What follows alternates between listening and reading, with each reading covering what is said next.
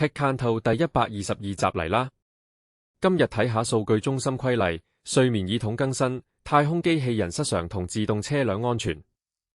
澳洲擬立新規管數據中心。澳洲總理安德魯斯提出全國性的能源和環境控制，涉及150億澳元數據中心。新規管將如何影響澳洲數據中心業界？Haslo 睡眠耳筒第二代出爐。Haslo 推出第二代睡眠耳筒，電池長壽命、連接度提升、音質更佳。新功能會否讓更多人入眠更役？NASA 機器人太空望遠鏡失控。NASA 聘請的太空望遠鏡機器人出現故障，開始失控轉動。故障原因係邊啊？衛務乘搭安全問題受關注。美國議員穆林提出法案，要求政府設立最少全國性安全標準給自動車輛運營商。